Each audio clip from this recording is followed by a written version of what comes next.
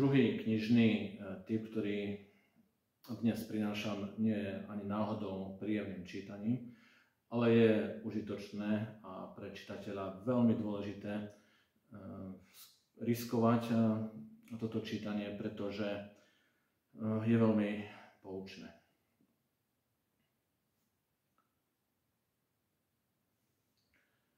Druhý typ, s ktorým dnes k vám, milí čitatelia, prichádzam, nie je ani náhodou príjemným čítaním.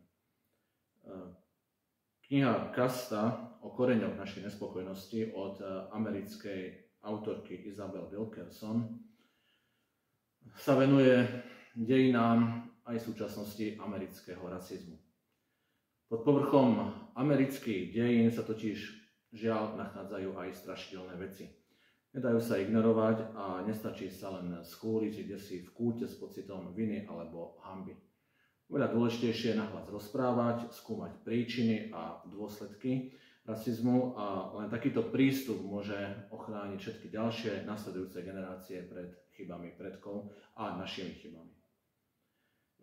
Autorka je držiteľka Pulitzerovej ceny a je súčasne poprednou postavou svetovej dokumentaristiky. Toto čítanie, ako som už povedal, je mimoriadne šokujúce a bolestivé. Komu doteraz stačila len matná spomienka na Ku Klux Klan a emotívne prejavy Martina Luthera Kinga, bude zaskočený tým, aké hlboké sú korene a odpodzujúce sú znaky nepísaného kastového systému v Spojených štátoch. Ako autorka hovorí, kasta je infraštruktúra našich rozdelení. Je to architektúra ľudskej hierarchie alebo podvedomý kód pokynov na udržanie 400 rokov starého spoločenského poriadku.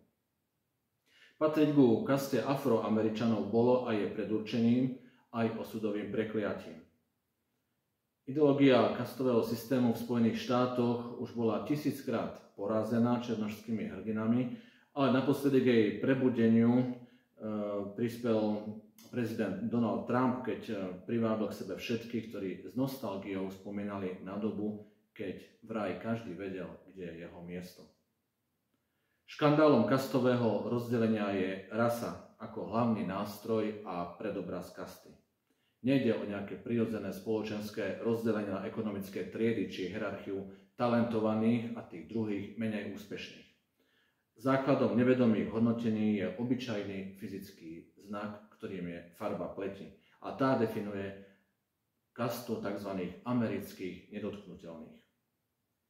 Autorka v tejto knihe skúma piliere držiace systém presvedčenia o existencii najnižšej kasty, nielen v Spojených štátoch, ale aj v Indii či nacistickom Nemecku. A zostavila ich zoznam. Organizátori kastového rozdelenia si pomáhali a žiaľ Bohu často sa aj pomáhajú Božou voľou, dedičnosťou, kontrolou manželstva alebo kontrolou sexuálneho styku. Toto rozprávanie o kaste je vážnym momentom pre každého, kto tradičné schémy v spoločenských vzťahoch nadraďuje nad obyčajnú ľudskosť. Nový étos, nová morálka všeľudskej solidarity u niektorých vzbudzuje rozpaky, ale je zrejmé, že bez nej nás čaká krutá a výbušná budúcnosť. Isabel Wilkerson, Kasta.